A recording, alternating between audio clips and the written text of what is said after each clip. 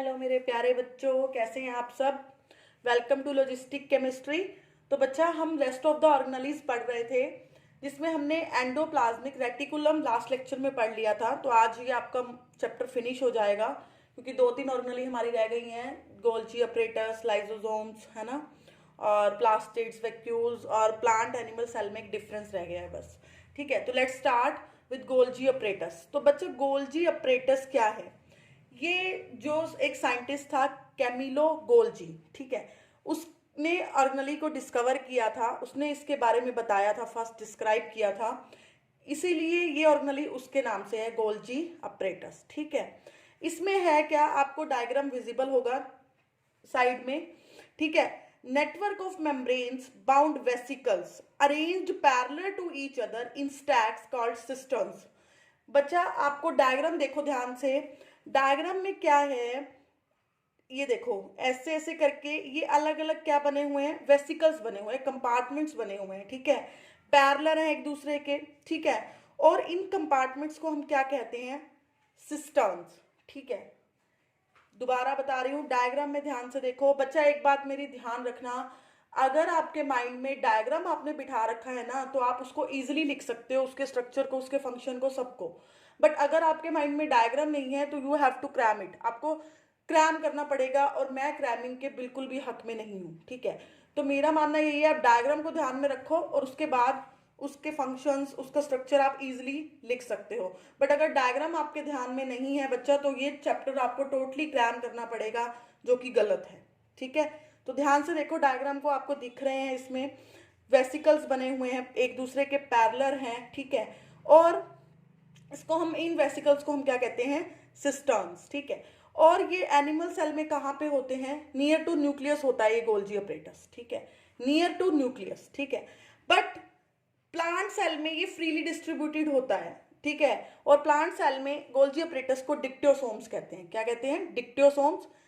Freely distribute होता है ये प्लांट सेल में, पर एनिमल सेल में ये नियर टू न्यूक्लियस है। क्लियर।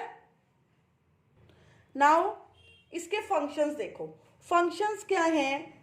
जैसे ईयर क्या करता था, ईयर भी क्या करता था, मतलब जो प्रोटीन्स बनते थे, है ना, तो उनको क्या करता था, वेरियस पार्ट्स में, सेल के वेरियस पार्ट्स को डिस्ट्रीब्यूट, डिस्पैच करने में हेल्प करता था तक, है ना, सेल के वेरियस पार्ट तक उसको डिस्पैच करने में हेल्प करता था। सेम काम ही गोल्जी अपरेटस का है। तो गोल्जी अपरेटस क्या करता है, जो मटेरियल है ईआर में मैन्युफैक्चर होते हैं, वो क्या होते हैं, आउटसाइड और इनसाइड द सेल डिस्पैच होते हैं थ्रू गोल्जी अपरेटस। ठीक है, दूसरा फंक्शन क्या है, प्रोटीन एंजाइम के स्टोरेज में हेल्प करते हैं ये, वहां पे एंजाइम और प्रोटीन्स का स्टोरेज होता है। ठीक है, लास्ट मोस्ट इंपॉर्टेंट फंक्शन है इसका, लाइजोसोम्स की फॉर्मेशन करता है। अब आप पूछोगे मैम लाइजोसोम्स क्या है, तो ऑफकोर्स हमारी नेक्स्ट ऑर्गेनेली ही लाइजोसोम है। तो ध्यान रखना, एक नंबर में 1 मार्क क्वेश्चन आ सकता है कि लाइजोसोम्स कहाँ बनते हैं, कहाँ सिंथेसिस होता है। That is in Golgi apparatus. ठीक है, नेक्स्ट ऑर्गेनेली हमारी लाइजोसोम। लाइजोसोम क्या है बेटा, लाइजोसोम में बहुत सारे डाइजेस्टिव एंजाइम्स होते हैं।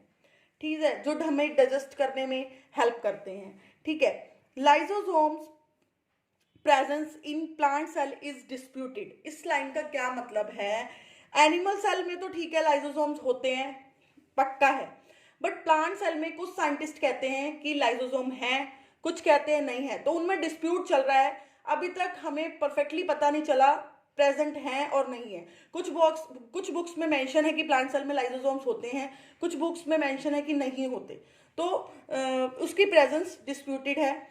तो आपको इसके प्लांट सेल में कुछ ज़्यादा इसका खास पढ़ना नहीं है। तो आपको एनिमल सेल में क्या है कि मेम्ब्रेन बाउंड वेसिकल्स हैं, आपको डायग्राम दिख रहा होगा, containing variety of digestive enzymes, इसमें बहुत सारे डाइजेस्टिव एंजाइम्स होते हैं।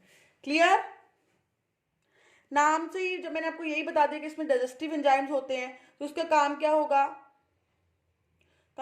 इसका इंपॉर्टेंस क्या होगी, फंक्शंस क्या होंगे। एक तो डाइजेस्ट करता है वेस्ट मटेरियल को, ठीक है, और इसको क्या बोलते हैं, वॉर्न आउट ऑर्गेनेली भी बोलते हैं, क्योंकि जो हमारा वेस्ट, जो एनिमल सेल का वेस्ट होता है, वो इसके थ्रू बाहर निकलता है। ठीक है, और ये हमें वायरल इन्फेक्शन, बैक्टीरियल इन्फेक्शन से भी एनिमल सेल को बचाता है, डिफेंस करता है against bacterial and viral infection. ठीक है, इसको waste disposal system of the cell भी कहते हैं। सेल में वेस्ट डिस्पोजल सिस्टम कौन सा है, लाइजोसोम। ठीक है। और इसके दो नाम हैं, एक तो ये हो गया waste disposal system of the cell, second इसको सुसाइडल बैग भी कहते हैं। सुसाइडल बैग इसको क्यों कहते हैं? सुसाइड का मतलब क्या होना है? खुद को मारना। सुसाइड का मतलब क्या होता है? खुद को मारना, है ना। तो जब सेल डैमेज होने लगता है तो लाइसोसोम्स क्या करते हैं? बर्स्ट कर जाते हैं and the enzymes digest their own cell. जो इसके एंजाइम्स होते हैं वो खुद के सेल को ही खा जाते हैं, खुद के सेल को ही खत्म कर देते हैं। इसीलिए इसको क्या कहते हैं? Suicidal bag of the cell. Suicidal bag इसको क्यों कहते हैं? क्योंकि जो इसके एंजाइम्स होते हैं वो खुद के सेल को ही डाइजेस्ट कर जाते हैं, इसलिए इसको क्या कहते हैं? Suicidal bag. समझ आई? एक इसको क्या बोलते हैं? Waste disposal system of the cell. क्यों? क्योंकि ये क्या करता है? वेस्ट को वोर्न आउट करता है। और सेकेंड क्या कहते हैं? इसको सुसाइडल बैग कहते हैं। क्वेश्चन मोस्ट इंपॉर्टेंट है बच्चा, पेपर में आता है 100% कि सुसाइडल बैग इसको क्यों कहते हैं, या एक नंबर में आएगा कि कौन सी ऑर्गेनेली सुसाइडल बैग है सेल की।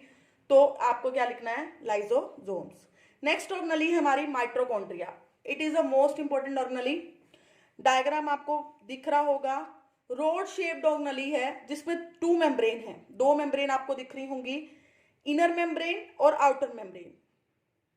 जो आउटर मेम्ब्रेन है वो स्मूथ है, दिख रही है आपको? आउटर मेम्ब्रेन स्मूथ है, और जो इनर मेम्ब्रेन है वो डीपली फोल्डेड है। इनर मेम्ब्रेन जो है वो डीपली फोल्डेड है और आउटर मेम्ब्रेन जो है वो क्या है? स्मूथ है।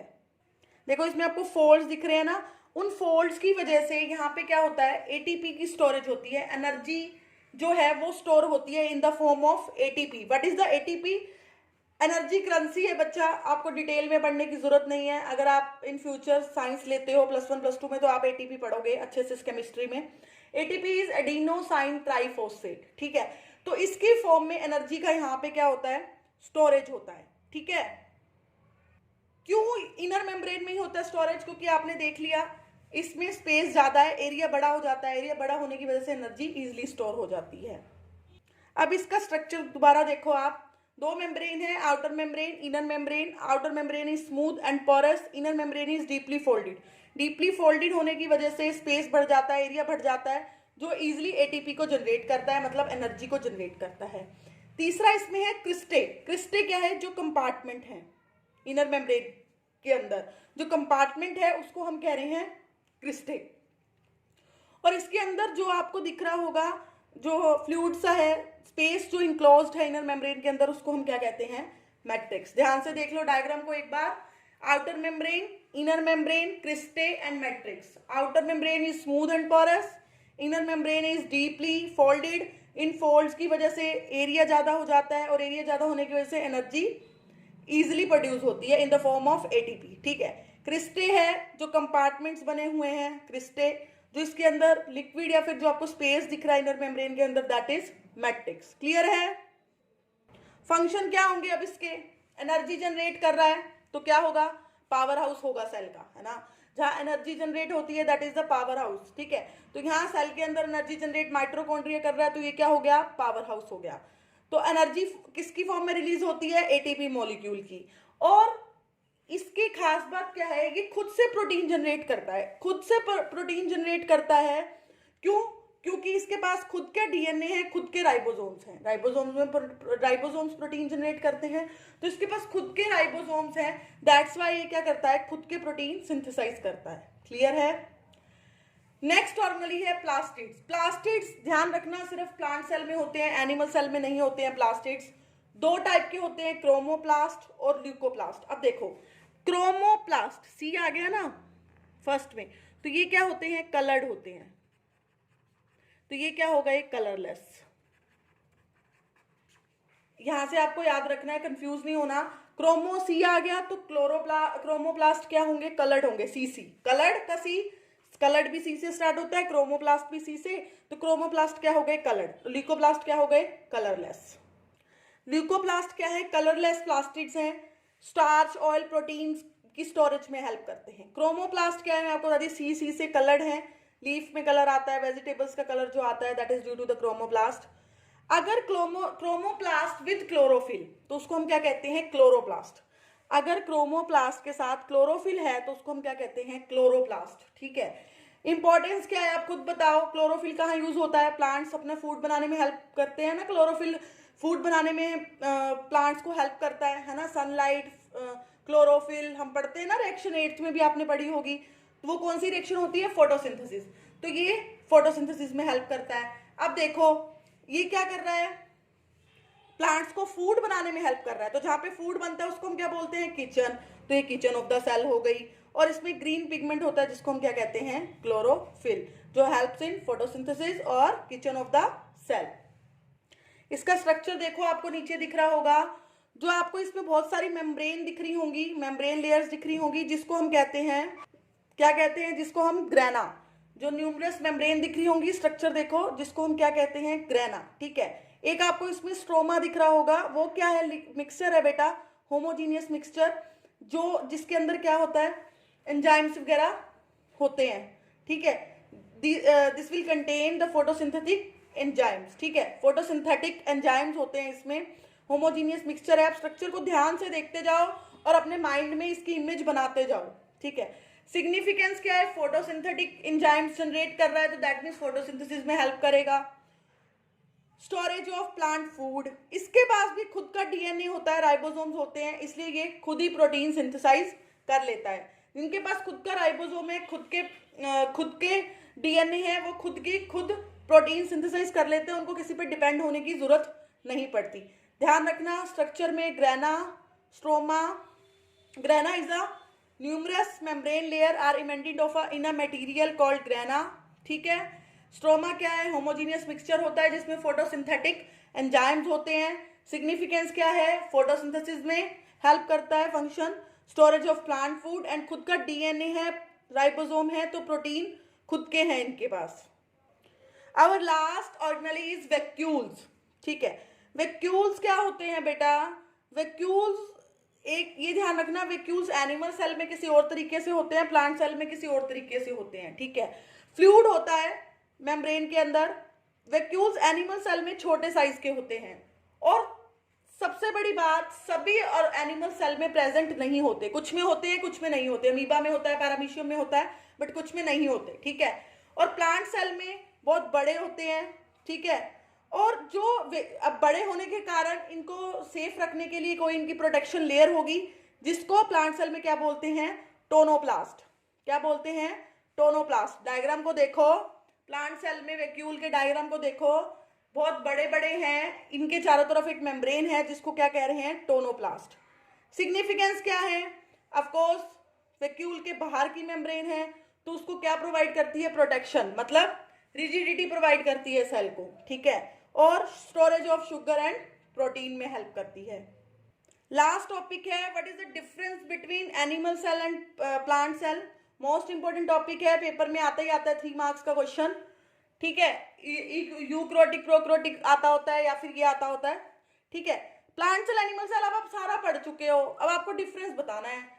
ऐसी कौन सी ऑर्गेनेल है जो प्लांट सेल में होती है, एनिमल में नहीं होती? प्लास्टिड, सेल वॉल, है ना। वैक्यूल्स अभी हमने लास्ट पढ़ा है, प्लांट सेल में बड़े होते हैं, एनिमल सेल में स्मॉल होते हैं। ठीक है। और प्लांट सेल साइज में बड़ा होता है, एनिमल सेल साइज में छोटा होता है। ठीक है। और हमने गोल्जी ऑपरेटर्स पढ़ा था, वो प्लांट सेल में क्या है? डिस्ट्रीब्यूटेड है, जिसको हम क्या बोलते हैं? डिप्टोसोम। पर एनिमल सेल में उसकी पोजीशन फिक्स है, that is near to nucleus. Single होता है, प्रोमिनेंट होता है, नियर टू न्यूक्लियस होता है। बट प्लांट सेल में इट इज डिस्ट्रीब्यूटेड, और इसको क्या बोलते हैं? डिप्टोसोम। तो you can write any 5 points in this difference. Hope आपको ये चैप्टर आपका फिनिश हो चुका है बच्चा, होप आपको क्लियर होगा। आई रिपीट कि डायग्राम अपने माइंड में इमेज उसकी बना के रखो। आपके लिए चैप्टर चुटकियों का खेल है, बाएं हाथ का खेल है, कोई रॉकेट साइंस नहीं है इस चैप्टर में। बट अगर आपके दिमाग में डायग्राम्स नहीं है तो आप पक्का इस चैप्टर को भूलोगे। श्योरिटी से कह रही हूँ, ये मत सोचना मैम ये क्या बोल रहे हैं, मैं रियलिटी बताती होती हूँ। आप पक्का भूलोगे पेपर में अगर आपके दिमाग में डायग्राम्स नहीं है तो। क्यों? क्योंकि तब आप क्रैम करोगे, और जो चीज़ हम क्रैम करके लेके जाते हैं एग्जाम में वो हम पक्का भूलते हैं। जो हमारे माइंड में जिसका कंसेप्ट क्लियर होता है, स्ट्रक्चर क्लियर होते हैं, वो हम अपने हिसाब से लिख सकते हैं। ठीक है। तो इस चैप्टर को अच्छे से प्रिपेयर कर लो, और जल्दी मिलेंगे नेक्स्ट चैप्टर में। आपके 3 चैप्टर्स 9th के मैंने कवर कर दिए हैं, matter in our surrounding, motion, and 3rd ये the fundamental unit of life, that is cell.